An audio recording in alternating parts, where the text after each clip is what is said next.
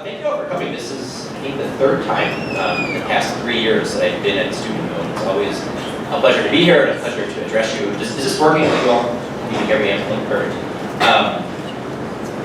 So I think last year I was here in this same room around the time of oral arguments. It was sometime the lead up before the Supreme Court heard the case. And it was kind of a preparation of, I went through kind of what marriage is, why it matters, what the consequences of redefining marriage would be. And I don't want to repeat that talk because, one, you can find it on the internet. They did a really nice recording of it here, so you can, if you weren't here last year, if you're a freshman, you can go on YouTube and find that. And two, if you were here, I don't want to bore you because you heard that last year.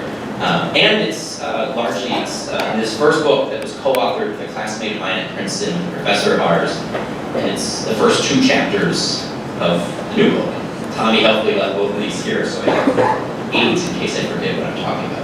So what I mainly want to do is the next 7 chapters in the new book, which really kind of lays out the what do we do now. I started writing this second book before the Supreme Court announced its decision, because I think most cognizant people were aware that the fix was in, and that Anthony Kennedy was going to do what Anthony Kennedy wanted to do, and so it was highly likely this time last year that the Supreme Court was going to redefine marriage. So I sat down, and what I started thinking through was what lessons could we learn from the pro-life movement? After Roe v. Wade, what is it the pro-life movement did successfully that 42 years later, your generation's more pro-life than your parents' generation? What could we learn from the work that they did, from the effort that they had put into the pro-life movement to learn to model a pro-marriage movement? And so when I was researching for this book, I just went back and I started reading some of the history of the pro-life movement, reading through some of the history of the 1970s and what this looked like, what strategic advances they made. But I want to start tonight's presentation a decade before the Roe v. Wade decision. I want to start in the 60s. 50 years ago last year, so 1964, Senator Moynihan wrote his famous report. And if you're familiar at all with the Moynihan report, it was a report on the state of the black family in the United States. And Moynihan was saying something is going on within America's family structure, that while births to single mothers in the general population were only 5%, within the African American community, they were approaching 25%. And that was a historical anomaly. The black family had stayed intact during slavery and during Jim Crow. Something was now happening that it was starting to fall apart. Moynihan was roundly criticized as being a racist for issuing this report. They said he was attacking black people, he was blaming this crisis on them. Moynihan was not a racist. Moynihan was a liberal senator from the state of New York. Moynihan was a liberal sociology professor at Harvard University.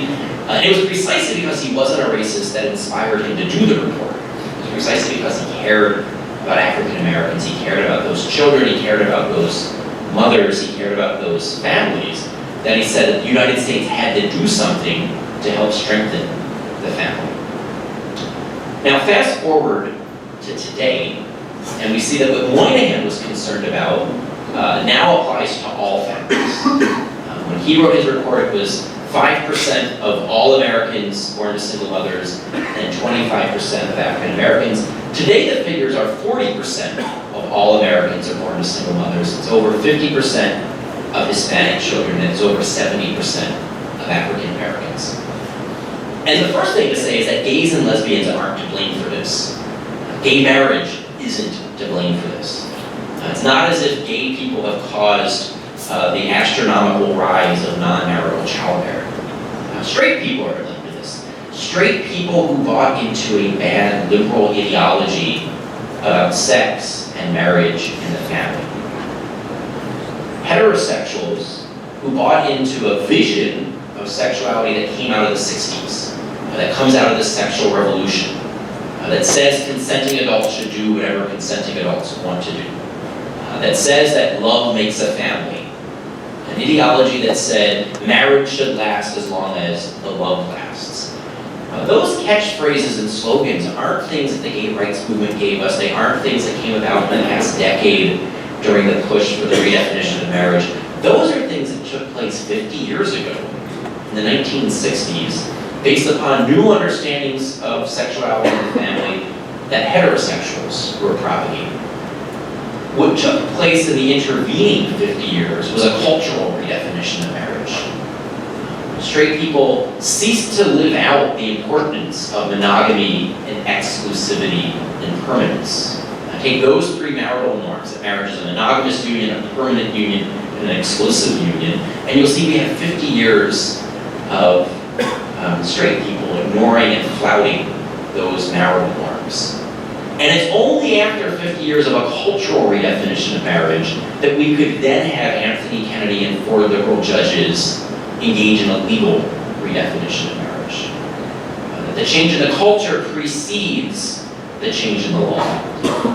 But what I'm arguing is that the change in the law will now double down on the change in the culture. That our culture shapes our laws, but our law also shapes our culture. Some people speak in metaphors, and they think conceptually in terms of, which is upstream and which is downstream. They'll say, oh, well, culture is upstream of the law, and so culture influences law, or no, law is upstream. A better image, a better way to think about this is more like a tide that goes in and goes out. So you think there are two different coasts connected by an ocean, and it's impacting both of them. The law shapes the culture shapes the law. And so what I want to think through here is what's now going to take place that the law has redefined what marriage is, and how should we respond? Because if you think the past 50 years has been problematic, if you think that the rise of the hookup culture, the increase in premarital sex, the dramatic rise in non-marital childbearing, the normalization of cohabitation, the spike in the rates of divorce, the introduction of no-fault divorce laws as a result, and then the further spike in the divorce rates as a result of the change in the divorce law, and you see the mutual influence. If you think those things have been bad, then you might want to question whether or not the legal redefinition of marriage will be good or bad. But if you think the hookup culture, non-marital childbearing, cohabitation, the spike in divorce, easy, no-fault divorce laws, if you think those things have been good for American society, then by all means, cheer the Obergefell decision. But if you think that the consequences for those children, and for those mothers, and for those families, and for those communities have in many cases been devastating, then you might want to reconsider what the Supreme Court has just done. And I know, speaking to this audience, you don't think those things have been good for children or women or those families. So it's not so much a matter of persuading you of that. That's something that we hold in common. Unlike most college campuses in which I'm talking. It's harder to get people to be on their record critiquing the hookup culture. But to a certain extent, that is the logic that took place here. Think about the phrase love equals love. It's a direct derivation. It's a logical conclusion of consenting adults should do whatever consenting adults want to do. It's a logical conclusion of love makes a family. It's a logical conclusion of marriage should last as long as the love lasts. The problem is it's a logical conclusion of a bad train of logic. It starts from faulty premises about the human person. It starts from a faulty foundation about human nature and the human good, about the nature of human marriage, family, and the obligations that it imposes on spouses, the obligations that spouses have to one another. And it can't justify any of those obligations. The understanding of marriage that Anthony Kennedy has now enshrined into our Constitution is one in which marriage is simply about consenting adult romance and caregiving.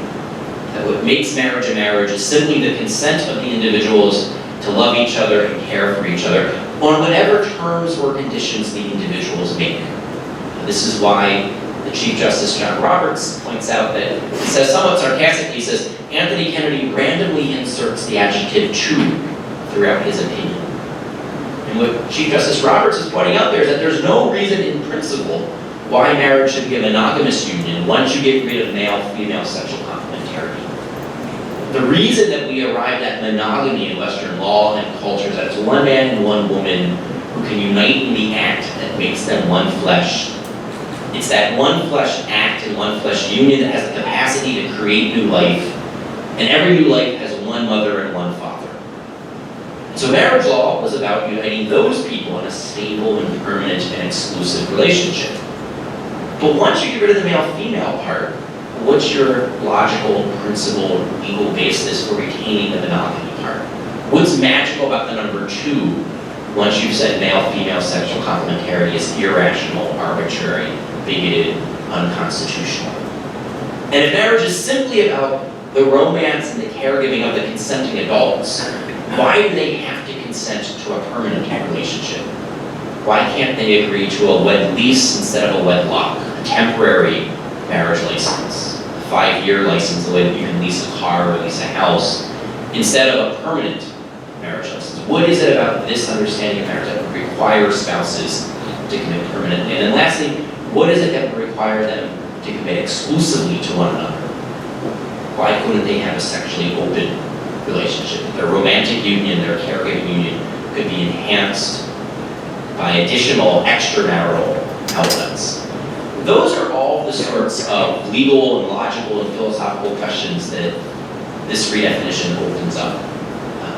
And I don't think the other side has any good answers to these questions. 2 weeks ago, I was in Philadelphia debating a professor of politics at Princeton who had just published a book titled Just Marry.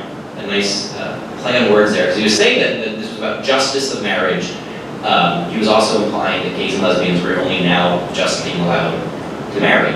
And he was arguing in defense of both gay marriage and monogamy. So the first third of the book is a defense of gay marriage, the middle third of the book is a defense of the institution of marriage, and then the third of the book is a defense of monogamy. And it was just amazing how unpersuasive and unconvincing that last third of the book is, and how poor, during the debate, he defended it. I mean, this isn't, you shouldn't be a judge in your own case, so maybe I am biased in this, but I just thought, his strongest points were not the points defending monogamy. If anything, those were his weakest points, because it was very unconvincing why he retained these historic marital norms once he threw out the door kind of the justifying rationale of marriage in the first place, bringing together the true halves of humanity, male and female, in the type of union that can create new life and unite new life permanently and exclusively with a mother and a father. Once you get rid of that, it's unclear how a philosopher like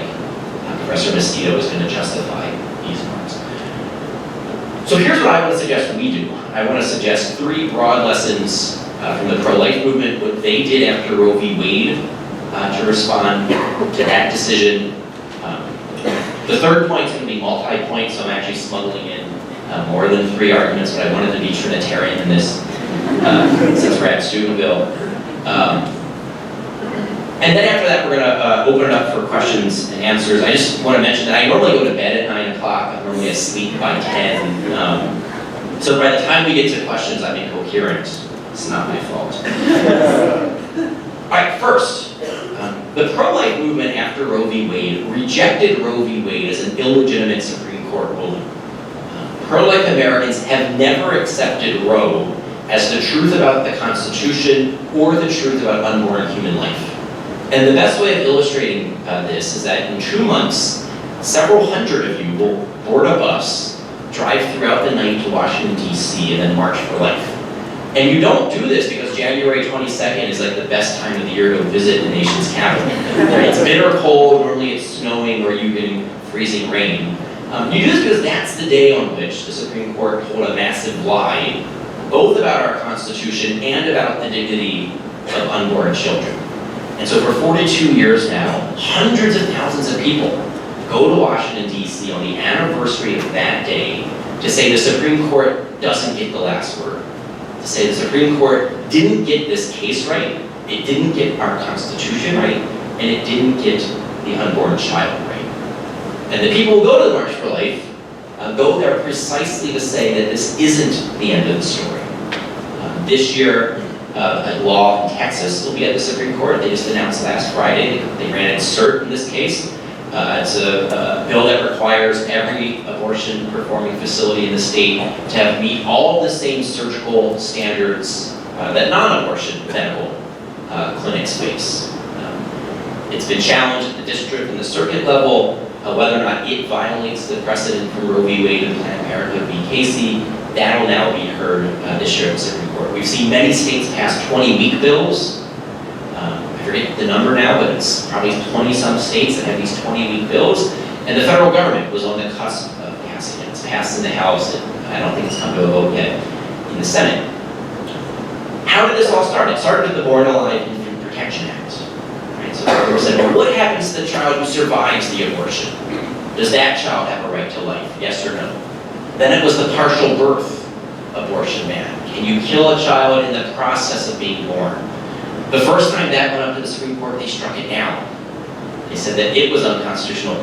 They did it again. The Congress passed the law again. It went back up to the court in 2007, and the court said it was constitutional. So there's a ban on partial birth abortion. The question now will be, does the 20-week fetal pain, fetal heartbeat bill, does the surgical norms, the bills that guarantee maternal health, that the procedures where abortions take place can't be like Gosnell's clinic. They have to be regulated and clean and safe like other ambulatory care centers. All those questions, they kept the issue alive. They said that the court's ruling in Roe, and then when they reaffirmed it 20 years later in Casey, that wasn't the end of the story. The same thing needs to happen on this marriage issue. It's vitally important that your generation and your children's generation not buy into a lie that somehow the truth about marriage is unconstitutional. Because the law has a teaching function. Like you saw the first generation, the generation of Roe v. Wade, the reason your generation is more pro-life than your parents' generation is the generation that came of age at the time of Roe v. Wade was taught by the Supreme Court. This is what the philosophers call the pedagogical function of law. Pedagogical just being a fancy word for teaching. The teaching function of law. The law was now teaching that abortion was a constitutional right, that abortion wasn't a moral evil, it wasn't a moral wrong, but it was a political right. And that shaped a generation's outlook on that question.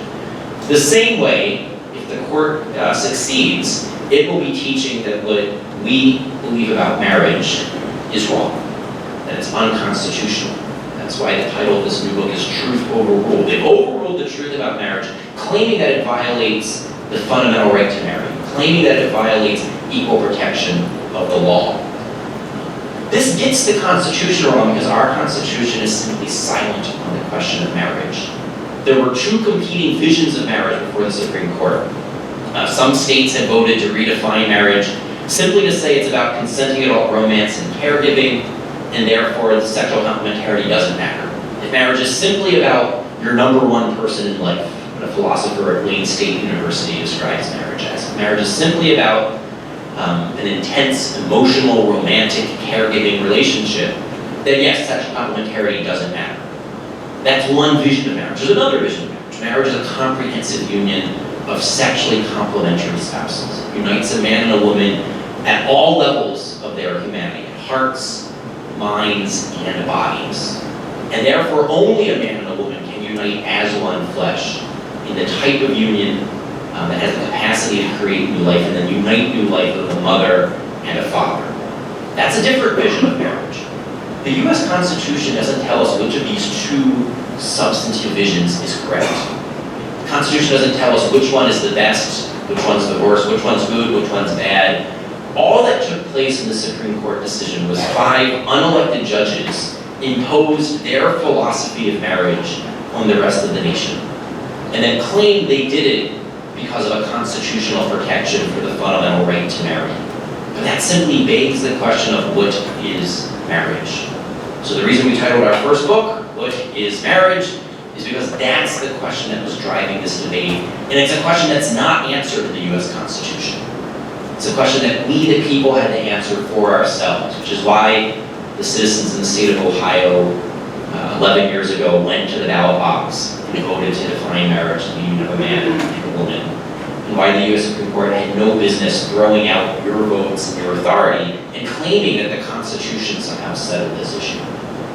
So one of the vital things to do is to say that, look, there are good arguments on both sides. I don't deny the other side has reasonable arguments. They have good points to make. But I don't think they're persuasive at the end of the day. I think we have better arguments on our side. I think ultimately we have the truth on our side. And the truth can't be unconstitutional. Not with our constitutional structure and system. So that's going to be the first thing to do. It's to resist this ruling, to say it's not the last word, to say it's not legitimately based in either the text or the history or the logic or the structure of the U.S. Constitution. The 14th Amendment to our Constitution doesn't actually require a new vision of what marriage is. The second thing to do, and here the pro-life movement is very instructive, is to protect our freedom to live in accordance with the truth. Looking at the room, with a few exceptions, none of you were there in 1973. I wasn't there either. Apologies to Kathleen when it was. But most of us weren't, so we don't remember what it was like. And for most of us, coming of age as we did, it's been easy to be pro-life. We haven't had to suffer any of the professional repercussions, social repercussions with holding an unpopular viewpoint in the way that pro-lifers in the 70s did. Even pro-lifers in the 80s. You could be blocked from being hired at certain universities, given tenure, being made a law partner, being kind of one of the people in the in crowd back in the 70s and the 80s, and even the early part of the 90s. It's only within the past decade or so that being pro-life became a socially acceptable position to hold. In the early 70s, there was a push among some activists to say abortion is a constitutional right. The Supreme Court just said so. Abortion is health care like any other aspect of health care. Therefore, every doctor and every nurse and every pharmacist and every health insurance plan and every hospital should be required to pay for abortions and perform abortions. These people weren't acting on bad motives. They believed it. They believed this is a constitutional right. They believed it was healthcare like any other aspect of healthcare. And so they thought there should be non-discrimination protections that would require every hospital and every pharmacy and every doctor and every nurse to perform or to pay for these procedures. Those activists lost that debate. One of the very earliest pieces of legislation that was passed to protect pro-lifers was called the Church Amendment, passed in 1974, so just a year after Roe v. Wade. It's named the Church Amendment not because of buildings with brick or stone and steeples and stained glass. It's named after Senator Church, Democrat senator from Idaho, who said the only way that we're going to live together in America, even while we disagree about abortion, is if we protect the right to disagree. And so what the Church Amendment did was it said that you couldn't force a pro-lifer to perform an abortion or to pay for an abortion. It protected the space for Orthodox Catholics and evangelical Christians, Latter-day Saints, Orthodox Jews, and other pro-lifers to be doctors and nurses and pharmacists, to have the Catholic healthcare system and Catholic hospitals to be able to exist. It protected that space. It protected pluralism and diversity even after a bad Supreme Court. It's been reaffirmed in a number of ways. The Hyde Amendment protects federal funding for going to pay for abortions, and the Weldon Amendment was an even more robust protections for conscience. This is critically important because these laws that were first kind of promoted in the 70s were more or less unobjectionable up until several years ago with the HHS mandate. The reason that we can sometimes forget is that we had this discussion 40 years ago. The activists and the ideologues and the extreme left lost that debate. The norm was established. Yes, the Supreme Court has said you have a constitutional right to abortion, but your right to an abortion doesn't give you the right to force someone else to perform it. Your right to an abortion doesn't give you the right to force someone else to pay for it. So Weldon, Hyde, Church, all of those amendments were meant to establish that principle. And then we got the HHS mandate, saying that Steubenville and Notre Dame, and the Little Sisters of the Poor, have to pay for health care that would cover abortion-inducing drugs. Now we have a lawsuit filed just a month ago by the ACLU going up against the Trinity healthcare system. Trinity is the largest network of Catholic hospitals, suing to say that they should have to perform abortion, even though it violates the ERD and the Bishops' Conference ethics and religious directives for Catholic healthcare. That's what we're up against. An issue that had been settled 40 years ago is now being reopened and relitigated, partly because they see the principle involved and how it would apply on the marriage issue. It's actually really interesting to see that most of the LGBT groups have been very active in supporting the repeal of religious liberty and conscience protections on the abortion issue, because they see that logic, if it were to extend to the marriage issue, would mean that Catholic charity adoption agencies, the baker, the florist, the photographer, and Catholic universities all should be allowed to continue to exist in keeping with Catholic teaching on marriage. In the same way that Catholic hospitals, Catholic nurses, and Catholic doctors were free to exist in keeping with Catholic teaching. So let me talk about that. What's the parallel lesson here? I think the lesson here is that the Supreme Court has just said that the states have to recognize a same-sex relationship as a marriage. That doesn't mean that any institution in civil society or any individual should be forced by the government into recognizing a same-sex relationship as a marriage. The government has to recognize a same-sex relationship as a marriage, but the university here at Steubenville, Franciscan University of Steubenville, shouldn't be forced by the government into treating a same-sex relationship as a marriage. Catholic charity adoption agencies shouldn't be forced to treat a same-sex relationship as a marriage. The baker, the florist, the photographer shouldn't be forced into violating their beliefs about marriage. Let me take all three of those examples in turn. The first instance that we saw of religious liberty violation took place in Boston several years after their state court redefined marriage. Massachusetts was the first state of the 50 to have marriage redefined. In the Goodridge decision back in 2003, a year after the sex scandal broke in Massachusetts, the Archdiocese was probably at its weakest position in the history of the Catholic Church in Boston. By 2005, 2006, Boston Catholic Charities was under assault because they weren't placing children with same-sex couples. They said that they believed the social science showed that moms and dads were different, that children do best with both a mother and a father, and they thought that they had a First Amendment right to run their charity in keeping with their beliefs. And so they said, look, we're not going to get in the way of same-sex couples adopting from other agencies. If a same-sex couple wants to adopt from the government-run adoption agency or from the secular humanist adoption agency, they're free to do that. But we should be free to find the orphans in our care homes with married moms and dads. Right? So live and let live, let's have a lot of adoption providers. The state said no. The state said unless you treat a same-sex married couple equally to a married mother and father, you're violating marriage equality, you're violating our non-discrimination ordinance, and we won't give you the license to run an adoption agency. What's remarkable about this is that Catholic charity adoption agencies in Boston had one of the most, if not the most, successful track record at placing the hardest to place children in the loving homes. So depending on whether you're a skeptic or more pious sort, you can chalk this up either to Christian charity or to Catholic guilt. But one way or the other, Catholic charity adoption agencies were getting Catholic families to be more generous and to open up their hearts and their homes to children who otherwise were being passed over. This is particularly true for children after the age of about 2, 3, or 4. Everyone wants to adopt a newborn child or a cute baby, take the child home from the hospital. It's much harder to find families willing to adopt a 5 or a 10-year-old child who's been bouncing around in the foster care system who has behavioral problems. And so normally, it requires a special sort of family who's very generous, who's very charitable.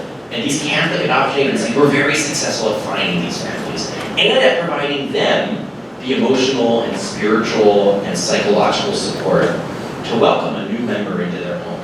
They're no longer allowed to do that in Massachusetts, in Illinois, in San Francisco, and in Washington, D.C. Simply because they wanted to do that with married moms and dads, and the state said that's discrimination. Most people, whether they're on the right or the left, whether they're in favor of gay marriage or against gay marriage, thinks that goes too far. That you can be in favor of gay marriage, but also think that Catholic charities adoption agencies should be free to not be in favor of it. And that what we should do is have as many different adoption agencies as possible working on the best interests of children.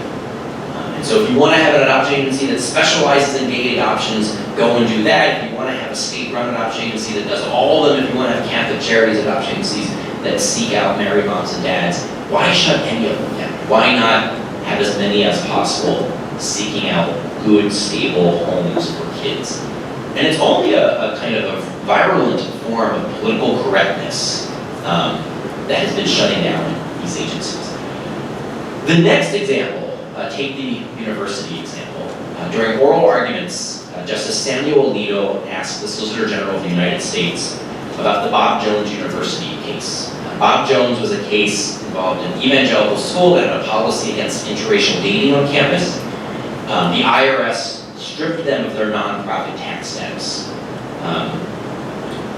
Justice Alito said to the Solicitor General, what's going to happen to religious schools who continue to teach that marriage is the union of a man and a woman, and who continue to have policies on campus that govern the conduct of their students and their faculty?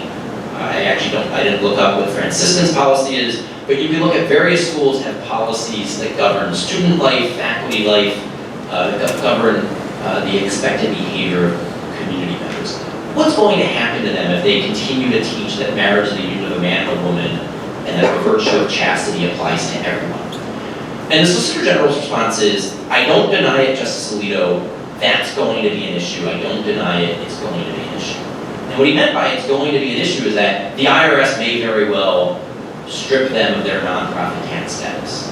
The federal government may very well strip them of any federal higher education funding. That those things are going to be an issue in the new normal. Those things shouldn't be an issue. Even if you're in favor of same-sex marriage, that's not a reason to use the tax code or education funding to penalize Orthodox Jews and Roman Catholics and evangelicals and Latter-day Saints and other people who have a different understanding of what marriage is. That one of the things that makes higher education in the United States flourish is that we're not all the same, right? So Steubenville gets to be authentically Catholic, Wheaton gets to be authentically evangelical, Brigham Young University gets to be authentically Mormon, Princeton gets to be authentically liberal. These are what makes for a vibrant marketplace in higher education. You all came here for a reason. It's because Steubenville is not like other universities. It's authentically and distinctively Catholic in a way that other places aren't. Some people would hate a school like Steubenville, and that's why they go to a place like Princeton, or they go to Dayton, where I was earlier, they go to Kansas, wherever. Right? All these schools have different characters, and that's a good thing. Right? We should allow the Jews to be authentically Jewish, the Catholics to be authentically Catholic, the evangelicals to be authentically evangelical. We shouldn't say, no, you all have to become the same. So it's interesting, the voices that are normally the loudest in talking about pluralism and diversity and tolerance and all the other kind of lefty PC buzzwords are the most hypocritical when it comes to an issue like this, about allowing these institutions simply to be free to be authentically who and what they are. There are only 4 institutions of higher education, Grove City, Hillsdale, Christendom, and Wyoming Catholic, that don't receive a penny of federal funding. 4. All of the rest receive government funding, whether it's going to be subsidized financial aid loans, so if you fill out the FAFSA each year to be eligible for subsidized student loans, or whether it's going to be research grants, especially in the sciences. If you're running a laboratory, you're probably getting NAS funding. And even the 4 that are free from government funding, they're all 501c3 nonprofit institutions, which means that when someone contributes money to them, they get to deduct it from their taxes, and the school doesn't have to pay tax on the donations that they receive. Imagine what would happen if all the universities and all of the great schools, all of the Catholic high schools, all of the educational institutions that continue to teach the truth about marriage were to lose vouchers, education savings accounts, subsidized student aid, student loans, and then their nonprofit tax status. That would make it virtually impossible to keep a school like Franciscan University of Steubenville up and running. Just paying property taxes on this place would be prohibitively expensive. Just think about what all this would entail. So the principle here needs to be the same principle in the pro-life movement. We didn't shut down Catholic hospitals. We didn't say either perform abortions or lose your nonprofit tax status, either perform abortions or lose federal Medicaid and Medicare funding. We said, no, you get to be authentically Catholic, the same thing should happen in education. Lastly, the wedding professionals, the baker, the florist, the photographer. The most important thing to clarify about these stories is that this is radically unlike the Jim Crow South. This is radically unlike places that had segregated lunch counters or segregated water fountains. We have not found any of the cases that have been litigated involving a defendant who had a policy of not serving gays and lesbians. Each and every one of these defendants has gladly served gay and lesbian customers. Their only objection was to helping to celebrate a same-sex wedding. So I'm just going to give you two of the best-known cases. Darnell Stutzman is a 71-year-old evangelical Christian. She's a grandmother, lives in Washington State. She has had gay employees work for her in her flower studio. She was selling flowers to this particular gay couple for over a decade. Washington State then redefined marriage. They were going to get married. They asked her to do the flowers for their wedding. She sat down with one of them. His name's Roger. And she said, Roger, you know how much I love you guys. I've been providing you happy birthday flowers, get well soon flowers, all the rest for a decade. I can't do a same-sex wedding. When I'm doing the floral arrangements for a wedding, I feel like I'm participating, I'm endorsing, I'm helping to celebrate and affirm it. That goes against my convictions about what the nature of marriage is. And I can't use my God-given gifts and talents to help celebrate a lie about marriage. She didn't quite phrase it that way. That's more of the philosophical legal charge in there. She was sued by the Attorney General of the state. She's still in court several years later, and she's been sued in both her professional and her personal capacity. So she stands to lose both her business and her home at age 71. In the neighboring state of Oregon, you have a young evangelical family, Aaron and Melissa Klein. They have 5 small children. They were supporting their family by running a small bakery. It's called Sweet Cakes by Melissa. They had a same-sex couple come in and ask them to make a wedding cake for their wedding. They had to explain why they couldn't do this. They were then sued. So far they've lost the proceedings and they've been ordered to pay a $135,000 fine. $135,000 for not baking a wedding cake. They've been forced to shut down their wedding business, and Aaron Klein is now working as a trash collector to support his wife and his 5 children. This is not what a live and let live movement looks like. This is not what a movement for toleration, diversity, and pluralism looks like. And it's not as if on the West Coast, think about this, this takes place in Washington State and Oregon. It's not as if conservative Christians have a monopoly on cake baking and floral design. There are plenty of bakers and florists who are in favor of gay marriage and in favor of making money, who are more than happy to do the same-sex wedding flowers, the same-sex wedding cake. What is the justification for the state saying every baker and every photographer and every florist has to do this? What would justify that sort of government coercion? When I've shared all the facts of these stories with kind of secular, progressive, liberal audiences, I was at Harvard Law School earlier this year, I was at UC Boulder. These are not places known for their social conservatism. Most of the students even there think that these cases go too far. They're in favor of gay marriage, but they're not in favor of government coercion. And I think that'll be vitally important. It's what the pro-life movement was able to do. Pro-lifers were able to appeal to pro-choicers and say, look, we disagree about abortion, but do you think the government should force me to perform an abortion?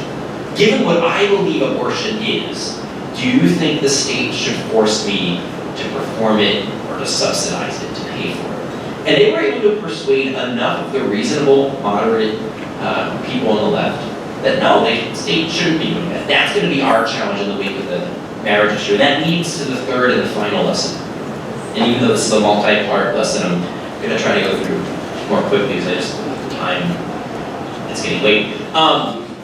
This is they made the case for life. The third lesson from the pro-life movement is that they bore witness to the truth. And they bore witness to the truth in a variety of ways. I'm sure there's a Student for Life club here at Steubenville. So I don't know what you call it, if it's an SFL chapter or not. Collegiate for Life, Students for Life. There are Feminists for Life. There's Silent No More. There's Americans United for Life. There's the National Right to Life. I could keep rolling off these acronyms and these organizations more or less all night. That's how many different pro-life groups there are that bear witness to the truth about the dignity of unborn children. And it's not just that they bear witness, they provide concrete, tangible, material resources. So you have the entire network of grassroots crisis pregnancy centers, not staffed by big business and big corporate donors the way that Planned Parenthood Action Committee tends to be financed, but financed by the widow's mite. So you have the gospel story of the widow who puts in kind of her last penny. Many of these crisis pregnancy centers are run on the donations of blue-collar, ordinary Americans, and they're staffed by blue-collar, ordinary Americans. These are not a top-down thing. These are very much grassroots phenomenon, providing assistance and support. Think about Rachel's Vineyard, Project Rachel, Catholic Church reaching out, one, to women in crisis pregnancies, and then two, women who now suffer the aftermath of abortion. They thought it would solve their problems, and they actually realized it's made things worse. You have groups like Silent No More speaking out about some of the consequences and offering assistance to women who are post-abortive. You have groups like the Sisters of Life, welcoming women in crisis pregnancy into their own homes. What does that look like on the marriage issue, right? How do we bear witness to the truth about marriage and provide that concrete, tangible support to people at kind of all areas, whether it's the crisis pregnancy or the post-abortive? What are the parallels? And so what I do in the latter chapters of the book is I kind of think through what's this going to look like. And so what I want to start is to say, I would imagine that everyone in this hall tonight could make a secular argument to defend unborn children. That the pro-life arguments, after 42 years of development by people like Pat Lee, right? So Professor Lee was on the cutting edge. His book, Abortion and Unborn Human Life, from 20, 30 years ago, was one of the first rigorous philosophical defenses of unborn children. And now, after additional, other people have used his arguments, refined them, popularized them, it's easy to make a pro-life argument. We could do that. Most people can now have no problem going toe-to-toe with a secular pro-choicer and combating all their arguments with counter-arguments, doing all of the jujitsu of the philosophical side. Can we do that on the marriage issue? And my guess is that most of us aren't yet prepared to do that. That we are kind of in the early stage of fully understanding a philosophy of the body. Right? So JP2 helped us provide a theology of the body. Where are we with a philosophy of the body? Where are we with showing that in the same way that on the life issue we can show that faith and reason go hand in hand on the abortion issue, can we show that faith and reason go hand in hand on the marriage issue? Can we show that philosophy and theology, social science and the Bible all point to the same conclusions? And if not, there are two resources at the back of the room that are meant to help provide those resources. But that's somewhat joking, but it's somewhat serious. I mean, the reason why Professor Lee's also co-authored a book with Robert George titled Conjugal Union. It's providing a philosophical defense of the truth about marriage. The reason why Sharif and I and Robbie wrote this first book, I wrote this other book, is to give people the empowerment and the resources to equip them to engage in this discussion. And here's why it matters. My average classmate at Princeton was a secular, liberal, progressive, pro-choice individual. They disagreed with me about abortion. But they weren't willing, at least not the majority of them, to coerce me into performing an abortion or paying for abortion. And the reason why they weren't willing to take that second step of coercing me was because they at least understood what I believed, even if they thought I was wrong. They can say, oh yeah, we agree with Peter Singer. It's an unborn human being, but it's not a human person. So yes, well, it's a human being, it doesn't have moral status. And that's where we think Ryan's wrong. But we can understand his argument, and if Ryan's right, it would be a really big deal for us to have the government coerce him on this. So we're going to respect his rights of conscience. We're going to respect his religious liberty. Despite the best of my efforts for the past several years, my average classmate at Princeton still does not understand why I believe what I believe about marriage. They still think the Westboro Baptist Church speaks for me. And I wouldn't be surprised if many of your classmates from back home, probably not here at Franciscan, but your classmates from high school, when you graduate, you get your first job, if you're working in a secular profession, many of your colleagues are not really going to understand why you believe what you believe about marriage, because they never heard it articulated. So think about it. Imagine if you yourself were a secular liberal, you've never gone to church, you've never read the Bible, and all you know about what the religious right thinks about gay marriage is God hates fags. Because that's all you've seen. That's what the media covers. Whenever the stupid Westboro Baptist Church is protesting these funerals, that's what gets the headlines. That's what captures the media attention. If that's all you know about what conservative Christians believe, then you're probably justified in being suspicious and of being concerned, thinking that we need a law to stop these people. We have to take away their nonprofit tax status. We have to shut down their schools because these are just breeding grounds for intolerance and bigotry. So the question becomes, well, how are they going to hear an alternative voice unless you're willing to provide that voice? And how are you going to be able to provide that voice unless you take the time to equip yourself to make an argument that they can understand? Right? So they're probably not going to be able to buy into some of your premises on a theological level, but can you help them see that even the best of reason points to the same conclusion?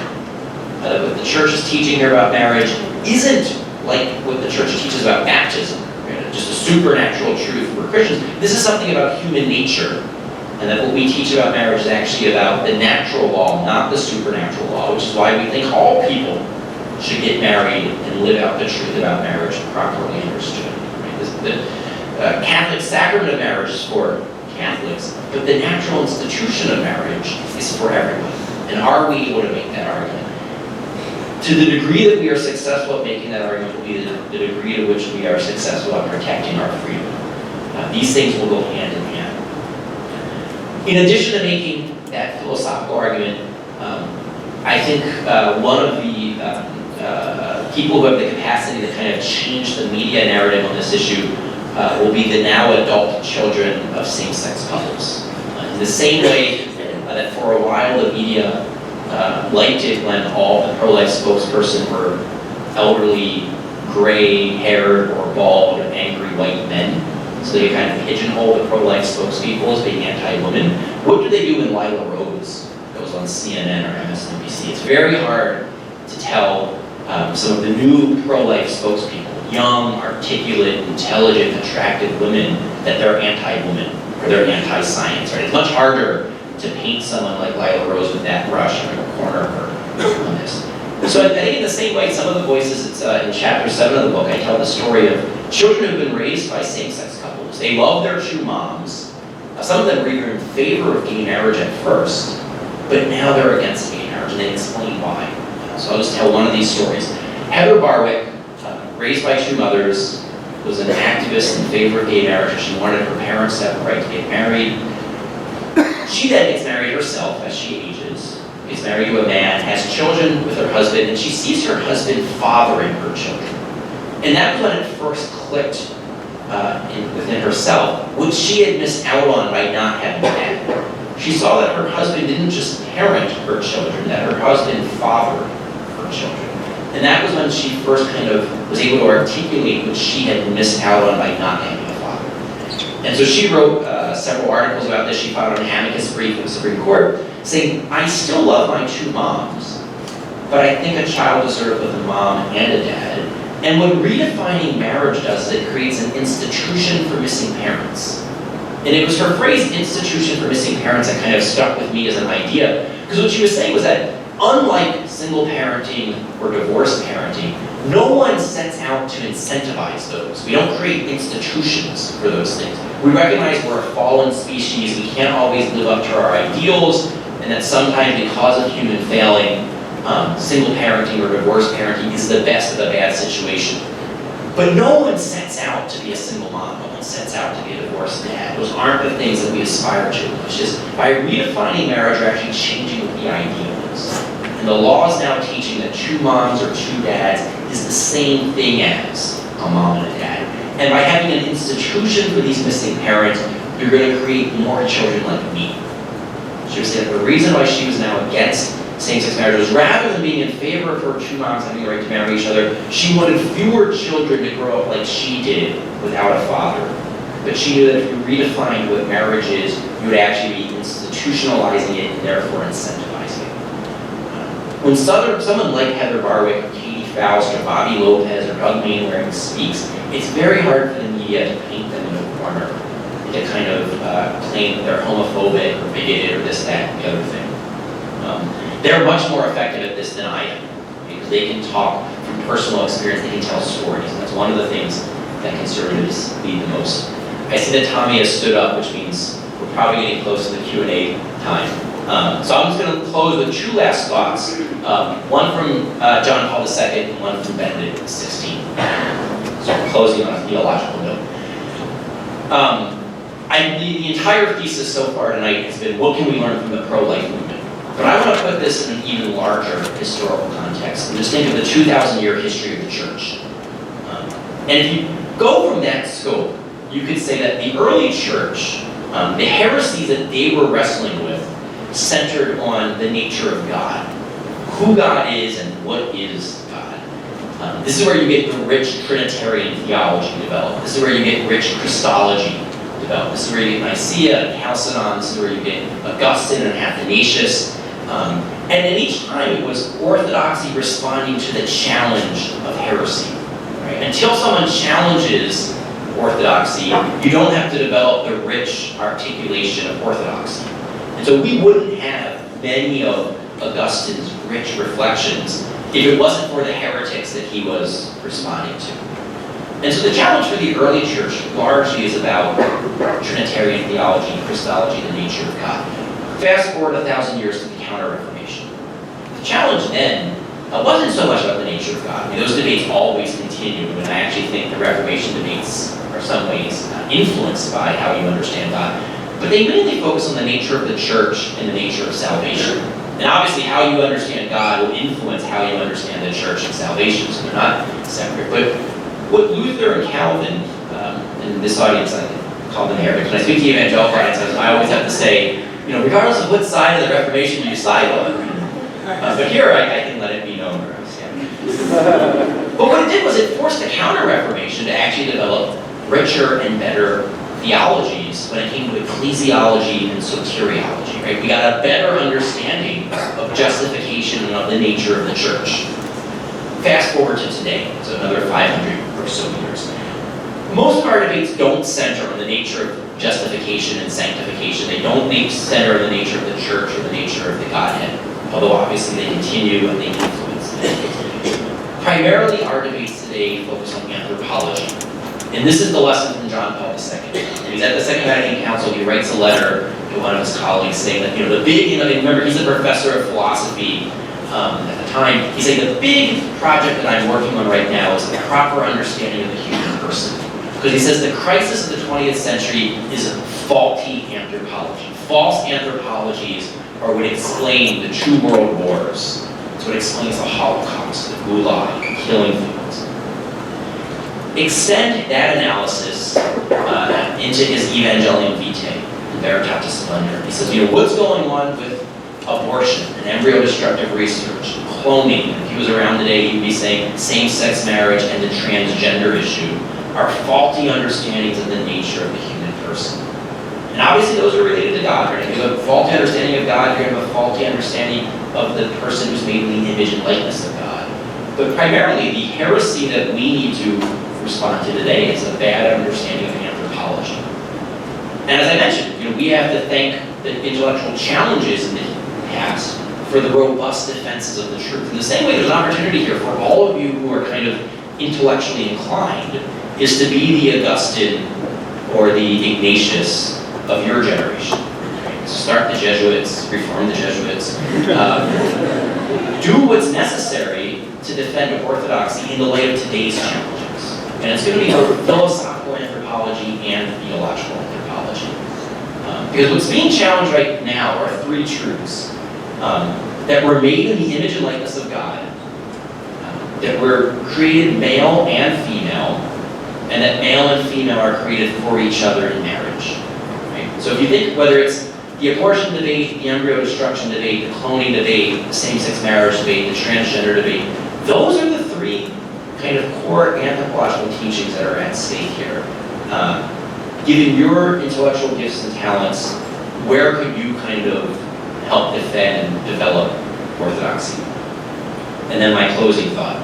This comes from Benedict XVI, and this will apply to all of you regardless of whether or not you think your vocation lies in kind of academic and life of the mind.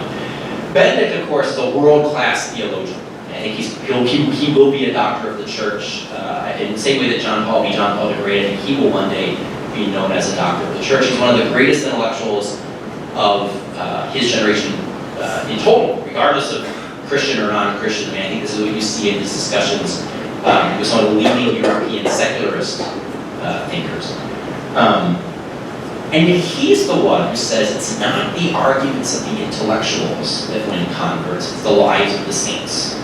And so Benedict, a world-class intellectual, is precisely downplaying the role that his arguments play, and he's trying to encourage people to live lives of holiness. So here I'm going to end with where I started. It's the cultural redefinition of marriage for 50 years, heterosexuals failing to live out the truth about marriage, that allowed for this legal redefinition of marriage. The long-term solution to rebuilding the culture of marriage and to defending the truth about marriage is to bear witness to the truth in your lives. And so regardless of whether or not you think you have an intellectual vocation to do philosophy or theology or social science, anthropology, whatever, each and every one of you has the opportunity to be a saint. And each and every one of you has the opportunity to live out a sanctified, holy, joyous marriage. And that will be the best testimony that any of us can ultimately give to the world about the nature of the human person and sexuality and the marriage and the family. It's not going to be the arguments that someone comes across these two books in the lectern. It'll be an encounter with holiness that will inspire them to say, well, what is it that that family has that I don't have? What is it about their family that even in the midst of struggle and challenge, no one's pretending that Christian families are somehow without difficulties, is that they're able to overcome difficulties. They're able to persevere in the face of adversity. What is it about that?